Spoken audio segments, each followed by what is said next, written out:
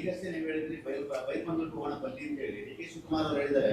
ನಾನು ಕರೆದಾಗ ಅವ್ರು ಬರಲಿಲ್ಲ. ಯಾವಾಗ ನಾನು ಏನು ಹೇಳಿದ್ದೀನಿ, ಹಿಂದೆನೂ ಏನು ಹೇಳಿದ್ದೀನಿ ಬ್ರದರ್, ನಾನು ಹಿಂದೆನೂ ಹೇಳಿ ಹೋಗೋಕ್ಕೆ ಸಮಯ, ನಾನು ಅದನ್ನೇ ಹೇಳಿದ್ದು. ನೋಡಪ್ಪ, ನಾನಂತೂ ಆರಾಮಾಗಿದ್ದೀನಿ.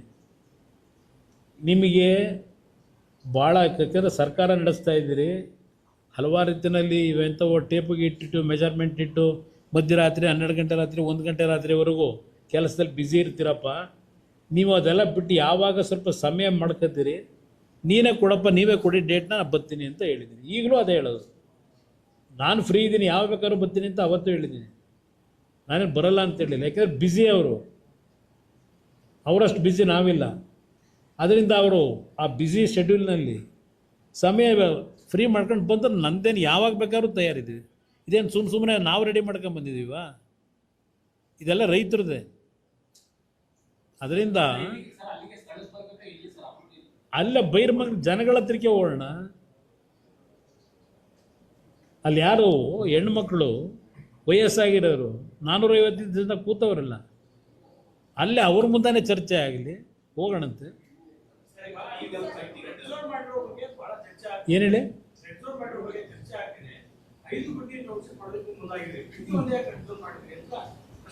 ಅದು ಹಿಂದೆ ಬ್ರದರ್, ನಮ್ಮ ಕಾಲದಲ್ಲಿ ಅದೇನು ಒಂದು ಪ್ರಾರಂಭ ಮಾಡಬೇಕು ಅಂತಕ್ಕಂಥ ಚಿಂತನೆ ಮಾಡೋದು. ಆ SEZ ಹಿನ್ನೆಲೆ ಒಂದು ಭಾಗ, ಈ ಟೌನ್ಶಿಪ್ಗಳು ಯಾಕೆ ಆಗಬೇಕು ಅಂತ ತೀರ್ಮಾನ ಮಾಡೋದು. ಬೆಂಗಳೂರು ನಗರದ ಒತ್ತಡವನ್ನು ಕಡಿಮೆ ಮಾಡಬೇಕು ಅಂತಕ್ಕಂಥ ದೃಷ್ಟಿಯಿಂದಲೇ ಅವತ್ತು 5 ಟೌನ್ಶಿಪ್ಗಳು, ನಂದಗುಡಿ, ದೇವನಹಳ್ಳಿ ಹತ್ತಿರ, ಸೋಲೂರು, ಅಲ್ಲಿಂದ ಸಾತ್ನೂರು, ರಾಮನಗರ, ಕಸ್ಬಾ, ಇದು ಈ ಒಂದು 5 ಟೌನ್ಶಿಪ್ ಏನಿದೆ, ಸಿಗ್ನಲ್ ಫ್ರೀ ರಸ್ತೆಗಳನ್ನು ಮಾಡ್ತಕ್ಕಂಥದ್ದು ಅಷ್ಟೇ ಅಲ್ಲ, ಒಂದು ಟೌನ್ಶಿಪ್ಪಿಂದ ಇನ್ನೊಂದು ಟೌನ್ಶಿಪ್ಪಿಗೆ 30 ನಿಮಿಷದಲ್ಲಿ ಹೋಗ್ತಕ್ಕಂಥದ್ದಕ್ಕೆ 8 ಪಥದ ರಸ್ತೆಗಳನ್ನು ಮಾಡ್ತಕ್ಕಂಥ ಹಲವಾರು ರೀತಿಯ ಕಾರ್ಯಕ್ರಮಗಳಿಗೆ ಚಾಲನೆ ಕೊಡಬೇಕು ಅಂತಕ್ಕಂಥ ಹಿನ್ನೆಲೆಯಲ್ಲಿ ಮಾಡಿದ್ವು. STRR ಅದು ಅರ್ಧಕ್ಕೆ ನಿಂತೋಗಿದೆ ಈಗ. ಅದು ನಮ್ಮ ಕಾಲದಲ್ಲೇ ಮಾಡಿದ್ದು STRRದು. ಇಲ್ಲಿ ಪ್ರಶ್ನೆ ಅದಷ್ಟೇ ಅಲ್ಲ, ನನ್ನ ಮಾಧ್ಯಮದ ಸ್ನೇಹಿತರಿಗೆ ಹೇಳೋದು, ಇವತ್ತು ಯಾವ ಟನಲ್ ರೋಡ್ಗಳು ಅಂತ ಹೇಳ್ತಾರೆ, 10,000 15,000 ಕೋಟಿ ಹೇಳ್ತಾವ್ರೆ. ಒಂದೊಂದು ಟನಲ್ 9,000 ಕೋಟಿ ಟೆಂಡರ್ ಕರೆದಿದ್ದೀವಿ. ಇದೇನು ಹೇಳ್ತಾರೆ, ನಾನು ಅವತ್ತು ಮುಖ್ಯಮಂತ್ರಿ ಇದ್ದಾಗ ಮೀನ್ ಸ್ಕ್ವೇರ್ನಿಂದ ಅಪ್ ಟು ಹೆಬ್ಬಾಳ ಫ್ಲೈಓವರ್ 6 ಪಥದ ಟನಲ್ ರೋಡನ್ನು ಮಾಡ್ತಕ್ಕಂಥದ್ದಕ್ಕೆ ಕೇವಲ 30 ಕೋಟಿ ವೆಚ್ಚದಲ್ಲಿ ಟೆಂಡರ್ ಪ್ರೋಸೆಸ್ ಮಟ್ಟಕ್ಕೆ ತೆಗೆದುಕೊಂಡು ಹೋಗಿದ್ದೆ. ಒಂದು ಕೊರಿಯನ್ ಕಂಪ್ನಿಯವರು ಟೆಕ್ನಾಲಜಿನ ತಂದು ಅವರೇ ಟನಲ್ ರಸ್ತೆ ಮಾಡ್ತಕ್ಕಂಥ ಎಲ್ಲ ಒಂದು ಅವರೇ ದುಡ್ಡನ್ನು ಹಾಕಿ, ನಾನು ದುಡ್ಡು ಕೊಡೋದೇನಿರಲಿಲ್ಲ, ಅವರೇ ದುಡ್ಡು ಹಾಕಿ ಮಾಡ್ತಕ್ಕಂಥ ಯೋಜನೆ ಬರೀ 30 ಕೋಟಿಲಿ ಮೀನ್ ಸ್ಕ್ವೇರಿಂದ ಅಪ್ ಟು ಹೆಬ್ಬಾಳ. ನಿಮ್ಗೆ ಎಕ್ಸಾಂಪಲ್ ಹೇಳ್ತೀವಿ, ಇವತ್ತು ನಿಮ್ಮ ಎಲೆಕ್ಟ್ರಾನಿಕ್ದು ಸಿಟಿ ಇದೆಯಲ್ಲ ಫ್ಲೈಓವರ್, ನಿಮ್ಮ ಸಿಲ್ಕ್ ಬೋರ್ಡಿಂದ ಸರ್ಕಾರದಿಂದ 5 ಪೈಸೆ ಹಾಕಲಿಲ್ಲ ನಾವು. ಆ ರೋಡ್ ಮಾಡಲಿಕ್ಕೆ 19 ಕೋಟಿ ಸರ್ಕಾರಕ್ಕೆ ದುಡ್ಡು ಕಟ್ಟಿ ಆ ಕಾಂಟ್ರಾಕ್ಟ್ರಲ್ಲಿ ಕೆಲಸ ಮಾಡಿದ್ದದು ಫ್ಲೈಓವರ್ನ. ಇದು ನಾವು ಮಾಡಿದ ಕಾರ್ಯಕ್ರಮ. ಅದೇನೋ ಏನರದೆ ಅಂತಾರಲ್ಲ, ಅಲ್ಲೆಲ್ಲ ತುಮಕೂರು ಭಾಷಣದಲ್ಲಿ ಅರ್ಜಿದ್ದು ಇದನ್ನೇ ನಾನು ನಮ್ಮ ಕಾಲದಲ್ಲಿ ಲೀಗಲಿ ಎಸ್, ಇದು ಅಂತಿಮವಾಗಿ ಅವರು ಹೇಳೋರಲ್ಲ, ಕಾನೂನು ಇದರಲ್ಲಿ ಮಾಡ್ಕೊಳ್ಳಿ ಅಂತೇಳಿ. ನಾವು ಲೀಗಲಿ ರೈತರನ್ನ ಉಳಿಸ್ತಕ್ಕಂಥದ್ದಕ್ಕೆ ಯಾವುದೇ ಕಾರಣಕ್ಕೂ ರೈತರು ನಂಬಿಕೆ ಏನಿಟ್ಟಿದ್ದಾರೆ ಆ ನಂಬಿಕೆ ಉಳಿಸ್ತಕ್ಕಂಥ ಕೆಲಸ ಮಾಡ್ತೀವಿ.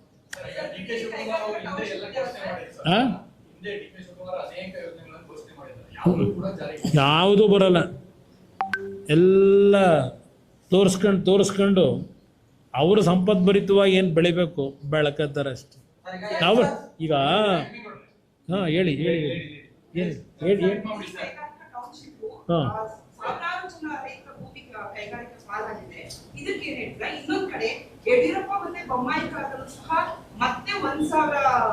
ಅದು ಮೇಡಮ್, ಅದು ಒಂದು ಅದು ಮೇಡಮ್, 1 ನಿಮಿಷ. ಆ 1,000 ಎಕರೆಯ ಬ್ಯಾಕ್ಗ್ರೌಂಡ್ ಏನು? ಹಿಂದೆ ಒಬ್ಬರು ಉದ್ಯಮಿ ಅಲ್ಲಿ ಸಕ್ಕರೆ ಕಾರ್ಖಾನೆ ಮಾಡಬೇಕು ಅಂತ ಹೇಳಿ, ಸಕ್ಕರೆ ಕಾರ್ಖಾನೆ ಮಾಡ್ತೀನಿ ಅಂತ ಅಲ್ಲಿ ಭೂಮಿನ ತೆಗೆದುಕೊಂಡಂಥದ್ದು. ಆ ಭಾಗದಲ್ಲಿ ಕಾರ್ಖಾನೆ ಮಾಡಲಿಲ್ಲ, ಸಕ್ಕರೆ ಕಾರ್ಖಾನೆನ. ಅವರು ಬೇರೆ ಬಿಸ್ನೆಸ್ ಏನು ಮಾಡ್ತಾಯಿದ್ರು, ಸರ್ಕಾರಕ್ಕೆ 400 ಕೋಟಿ ದುಡ್ಡು ಕಟ್ಟಬೇಕಾದಂಥ ಪರಿಸ್ಥಿತಿ ಇತ್ತು ಅವರಿಗೆ. ಅವರು ಕಾಂಟ್ರಾಕ್ಟ್ರು.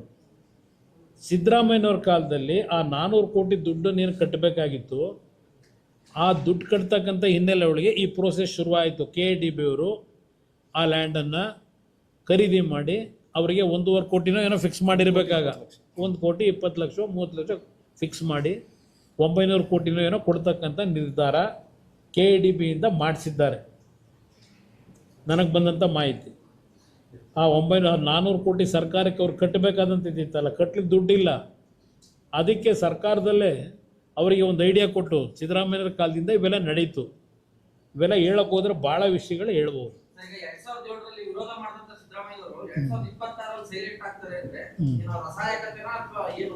ಅವ್ರನ್ನ ಕೇಳಿ ಬ್ರದರ್, ಈಗ ಹೋಗಿ ಇಲ್ಲಿ ಅವ್ರು ಏನೇನು ಭಾಷಣ ಮಾಡವ್ರೆ ತೆಗೀರಿ, ನಿಮಗೂ ಬೇಕಾದ್ರೆ ಕಾಪಿ ಕೊಟ್ಬಿಡ್ತೀನಿ, ಅದು ಇಟ್ಕೊಂಡು ಹೋಗಿ ಕೇಳಿ. ಏನು ನೀವು ಹಂಗೆ ಮಾತಾಡಿ ಏನು ಮಾತಾಡ್ತಿಲ್ವಲ್ಲ ಅಂತ. ಇದು ಅದನ್ನೇ ಕೇಳಬೇಕು ನೀವು ಅವ್ರನ್ನ. ಅವತ್ತೇ ಭಾಷಣ ಮಾಡಿದಿರಲ್ಲಪ್ಪ ನೀವು ಇದರಲ್ಲಿ ವಿಧಾನಸಭೆ ಕಲಾಪದಲ್ಲಿ ದಾಖಲೆಗಳವೆ, ತರಿಸೊಂದ್ಸಲ ತಿರುವಾಗಿ ಕೇಳಿ. ಅದೇನೋ ಅವ್ರಿಗೆ ಪಾಪ ತಿರುವಾಕಕ್ಕೆ ಅವೆಲ್ಲ ಟೈಮ್ ಇರಲ್ಲ. ಅವ್ರದ್ದು ಭಾಳ ಜನ ಇಟ್ಕೊಂಡವ್ರೆ. ಈಗ ನಿಮ್ಮ ಮಾಧ್ಯಮದಲ್ಲೇ ಕೆಲಸ ಮಾಡೋರನ್ನೇ ಭಾಳ ಜನ ಇಟ್ಕೊಂಡವ್ರೆ. ಅವ್ರಿಗೆ ಹೇಳ್ಬಿಟ್ರೆ ಅದೆಲ್ಲ 10 ನಿಮಿಷದಲ್ಲಿ ರೆಡಿ ಮಾಡಿಕೊಡ್ತಾರೆ, ಏನೇನು ಮಾಡಬೇಕು.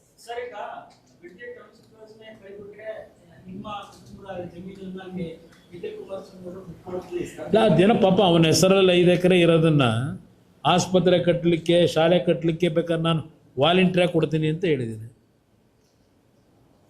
ವಾಲಂಟಿಯರ್ ಕೊಡ್ತೀನಿ, ಅದು ಅವನೇನಿಲ್ಲ ಯಾವುದೋ ಬೇರೆ ಪಾಪದ ದುಡ್ಡದಿಂದ ಕಟ್ಟಿರೋದಲ್ಲ, ಯಾವುದೇ ಸುಳ್ಳು ರೆಕಾರ್ಡ್ ಸೃಷ್ಟಿ ಮಾಡಿ ಗೋಮಾಳ ಹೊಡೆದಿರೋ ಜಾಗ ಅಲ್ಲ. ಹಣ ಕೊಟ್ಟು ರೈತರಿಂದ ಕೊಂಡ್ಕೊಂಡಿರೋ ಭೂಮಿ. ಆಯಿತು, ಜನಕ್ಕೆ ಒಳ್ಳೇದಾಗಬೇಕು ನನ್ನ ಭಾಗದಲ್ಲಿ, ಯಾಕೆಂದರೆ ಅವರೆಲ್ಲ ಸಾಕಿದ್ದಾರೆ ನಮ್ಮನ್ನ. ನಾನು ಎಲ್ಲೋ ಇದ್ದನು, ಈಗ ಅಲ್ಲೆಲ್ಲೋ ಬೇರೆ ಬೇರೆ ರಾಜ್ಯದಲ್ಲಿದ್ದವರು ಬೇರೆ ಕಡೆ ಇದ್ದಾರೆಲ್ಲ ಬಂದು ಭೂಮಿ ತಗೊಂಡ್ಬಿಟ್ರೆ ತಪ್ಪಿಲ್ಲ. ಕುಮಾರಸ್ವಾಮಿ ಆಸ್ತಿಯಿಂದ ಬಂದು ಇಲ್ಲಾಕೆ ಭೂಮಿ ತಗೋಬೇಕು ಅವನು, ಇದನ್ನು ಹೇಳ್ತಾರಲ್ಲಪ್ಪ ಇವರು ಕಾಂಗ್ರೆಸ್ನವರು. ಇವ್ರ ಪಾರ್ಟ್ನರ್ಸ್ ಅಲ್ಲೆಲ್ಲ ತಾವರೆಕೆರೆ ಯಾರ್ಯಾರಪ್ಪ ಪಾರ್ಟ್ನರ್ಗಳು, ಅದು ಯಾವುದೋ ಒಂದು 1,000 ಎಕರೆ ಕಾಂಪೌಂಡ್ ಹಾಕೊಂಡವ್ರಲ್ಲ. ಈಗ ಯಾವುದು ಎಲ್ಲ ಇರಲಿ, ಆಮೇಲೆ ನಿಧಾನಕ್ಕೆ ಬಂದು ನಿನ್ನೆ ಅವ್ರು ಇದೆಯಾ ಬ್ರದರ್? ಏನು ಹೇಳಿ? ಹಾಂ,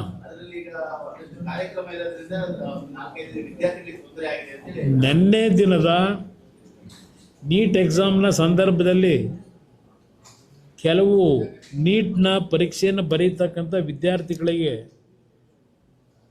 ಪ್ರವೇಶಕ್ಕೆ ಅವಕಾಶಗಳು ದೊರಕಲಿಲ್ಲ. ಸಮಯ ಲೇಟ್ ಆಯಿತು, 2 ನಿಮಿಷ 3 ನಿಮಿಷ ಅಂತ ಹೇಳಿ. ಅದಕ್ಕೆ ಬಹುಶಃ ಕಾರಣ ಕಾಂಗ್ರೆಸ್ನ ನಿನ್ನೆ ದಿನದ ಕಾರ್ಯಕ್ರಮ. ಬೆಂಗಳೂರಿನ ಹಲವಾರು ಭಾಗದಲ್ಲಿ ವಾಹನದ ದಟ್ಟಣೆ ಆಗಲಿಕ್ಕೆ ಅವರ ಕಾರ್ಯಕ್ರಮದ ಹಿನ್ನೆಲೆ ಒಳಗೆ ಕೆಲವು ಸಮಸ್ಯೆಗಳನ್ನು ವಿದ್ಯಾರ್ಥಿಗಳನ್ನು ಎದುರಿಸಿದ್ದಾರೆ. ಪಾಪ ಅವ್ರ ಜೀವನಕ್ಕೆ ಹಾಳಾಗಿದೆ, ಜೀವನ ಎಕ್ಸಾಮ್ ಬರೀಲಿಕ್ಕಾಗಿದೆ. ಪ್ರಧಾನಮಂತ್ರಿಗಳು ನಿನ್ನೆ ದಿನ ಏರ್ಪೋರ್ಟ್ನಿಂದ ಅವ್ರ ನಿವಾಸಕ್ಕೆ ಹೋಗ್ತಕ್ಕಂಥದ್ದಕ್ಕೆ 45 ನಿಮಿಷ ಏರ್ಪೋರ್ಟ್ನಲ್ಲಿ ಕೂರ್ತಾರೆ. ಕಾರಣ ಅವರು ಹೋಗ್ತಕ್ಕಂಥ ಸಂದರ್ಭದಲ್ಲಿ 0 ಟ್ರಾಫಿಕ್ ಮಾಡ್ತಾರಲ್ಲ, ಮಕ್ಕಳಿಗೆ ತೊಂದರೆ ಆಗಬಾರದು ಅಂತೇಳಿ ಆ ಸಮಯದಲ್ಲಿ 45 ನಿಮಿಷ ಏರ್ಪೋರ್ಟ್ನಲ್ಲಿ ಕೂತಕ್ಕಂಥ ತೀರ್ಮಾನ ಏನು ಮಾಡ್ತಾರೆ. ಅದು ಒಬ್ಬ ಜನಪ್ರತಿನಿಧಿಗೆ ಇರಬೇಕಾದಂಥ ಮುಂದಾಲೋಚನೆ, ಮುಂಜಾಗ್ರತೆ ಕ್ರಮ ಯಾವ ರೀತಿ ತಗೋಬೇಕು ನಾವು ಅಂತಕ್ಕಂಥದ್ದು ಅವರ ನಡವಳಿಕೆ ಏನಿದೆ ಅದನ್ನು ತಿಳ್ಕೊಂಡು ಸರಿಪಡಿಸ್ಕೊಳ್ಳಿ ಅನ್ನೋದನ್ನು ಹೇಳಲಿಕ್ಕೆ ಬಯಸ್ತೀನಿ. ಮಾವು ಬೆಳೆಗಾರರ ಒಂದು ಇವತ್ತೇನು ಶ್ರೀನಿವಾಸಪುರದಲ್ಲಿ ಪ್ರೊಟೆಸ್ಟ್ ರ್ಯಾಲಿ ನಡೀತಿದೆ, ಬಂದ್ ಮಾಡಿದ್ದಾರೆ. ನಾನೀಗಾಗಲೇ ಕೇಂದ್ರದ ಮಂತ್ರಿಗಳಿಗೆ ಈಗಾಗಲೇ ಪತ್ರ ಬರೆದಿರೋದಷ್ಟೇ ಅಲ್ಲ, ಅವರು ಭೋಪಾಲ್ನಲ್ಲಿ ಕಳೆದ 5 ದಿನಗಳಿಂದ ಅವರೇನು ಅಲ್ಲಿದ್ದರು, ಅವರ ಕಚೇರಿಯಲ್ಲಿ ಇಲ್ಲದೆ ಅವರು ಭೋಪಾಲ್ನ ಪ್ರವಾಸದಲ್ಲಿದ್ದಂಥ ಹಿನ್ನೆಲೆ ಒಳಗೆ ಏನೊಂದು ಇಮ್ಮಿಡಿಯೇಟಾಗಿ ಅವರು ತೀರ್ಮಾನ ಮಾಡಲಿಕ್ಕಾಗಿಲ್ಲ. ನನಗೆ ಬಂದಂಥ ಮಾಹಿತಿ, ರಾಜ್ಯ ಸರ್ಕಾರದಿಂದ ಪತ್ರವನ್ನು ಇನ್ನೂ ಕಳಿಸಿರ್ತಕ್ಕಂಥದ್ದು ಅವರ ಕೇಂದ್ರ ಕಚೇರಿನಲ್ಲಿ ಮಾಹಿತಿ ಇಲ್ಲ. ನಾನು ಬರೆದಂಥ ಪತ್ರದ ಹಿನ್ನೆಲೆಯಲ್ಲೇ ಮಾರನೇ ದಿವಸ ಪ್ರಹ್ಲಾದ್ ಜೋಶಿ ಅವರು ಪತ್ರ ಬರೆದಿದ್ದಾರೆ. ಈಗ ಆ ಹಿನ್ನೆಲೆಯಲ್ಲಿ ಇವತ್ತು ಮಧ್ಯಾಹ್ನ ಬಹುಶಃ ಅವರು ಏನು ಭೋಪಾಲ್ನಿಂದ ಬರ್ತಾ ಇದ್ದಾರೆ ಅವರ ಅಧಿಕಾರಿಗಳಿಗೆ ಮಾತನಾಡಿದ್ದೇನೆ. ಬಂದ ತಕ್ಷಣ ಟಾಪ್ ಪ್ರಿಯಾರಿಟಿನಲ್ಲಿ ಮಾವು ಬೆಳೆಗಾರರ ವಿಷಯದಲ್ಲಿ ಅವ್ರ ಮಂತ್ರಿಗಳ ಗಮನಕ್ಕೆ ತಂದು ತಕ್ಷಣ ಕ್ರಮ ತೆಗೆದುಕೊತೀವಿ, ರೈತರನ್ನ ಉಳಿಸ್ತೀವಿ ಅಂತಕ್ಕಂಥ ಮಾತು ಹೇಳಿದ್ದಾರೆ. ಕೋಲಾರ ಜಿಲ್ಲೆಯ ಮಾವು ಬೆಳೆಗಾರರಿಗೆ ಮನವಿ ಮಾಡ್ತೇನೆ, ಯಾವುದೇ ರೀತಿಯಲ್ಲಿ ಆತಂಕಪಡ ರಾಮನಗರದವರೆಗೂ ಹೇಳ್ತೇನೆ. ಇವತ್ತು ಕಳೆದ ಬಾರಿನೂ ಸಹ ದೊಡ್ಡ ಮಟ್ಟದ ಪರಿಹಾರ ಏನು ಕೊಟ್ಟಿದ್ದಾರೆ ಕೇಂದ್ರ ಸರ್ಕಾರದಿಂದ, ಈಗಲೂ ಸಹ ಕೊಡ್ತಕ್ಕಂಥ ನಿರ್ಧಾರ ಬಹುಶಃ ಇವತ್ತು ನಾಳೆ ಒಳಗೆ ಆಗುತ್ತೆ. ಹಾಂ, ವಿಧಾನ ಪರಿಷತ್ ಚುನಾವಣೆ ಮುಗಿದೋಗಿದೆಯಲ್ಲ ಬಿಡಿ. ಕರ್ನಾಟಕದಲ್ಲ ಹೋಗಿದ್ದೀನಿ ನಾನು, ಆಗಲೇ 2-3 ಸಭೆ ಮಾಡಿದ್ದೀನಿ, 2-3 ಸಭೆಯಲ್ಲಿ ಭಾಗವಹಿಸಿದ್ದೀನಿ. ನೋಡಿ, ಈಗ ಕಾನೂನಿನ ಒಂದು ಹೋರಾಟ ಮುಖ್ಯ. ಕಾನೂನಿನ ಹೋರಾಟಕ್ಕೆ ಏನೇನು ಪತ್ರಗಳ ಇದನ್ನು ರೆಡಿ ಮಾಡಬೇಕು, ಪೇಪರ್ಸ್ಗಳನ್ನ ರೆಡಿ ಮಾಡಲಿಕ್ಕೆ ಒಂದು ಟೀಮ್ ಬಿಟ್ಟಿದ್ದೇವೆ. ಬಹುಶಃ ಅವೆಲ್ಲ ಪತ್ರಗಳು ಇನ್ನೊಂದು 2-3 ದಿವಸದಲ್ಲಿ ಸಂಪೂರ್ಣವಾಗಿ ದಾಖಲೆಗಳನ್ನು ಇಟ್ಕೊಂಡು ನ್ಯಾಯಾಲಯದ ಮುಂದೆ ಹೋಗಬೇಕು ಅಂತಕ್ಕಂಥದ್ದಕ್ಕೆ ಈಗಾಗಲೇ ಒಂದು ಟೀಮ್ ರಚನೆ ಮಾಡಿದ್ದೇವೆ.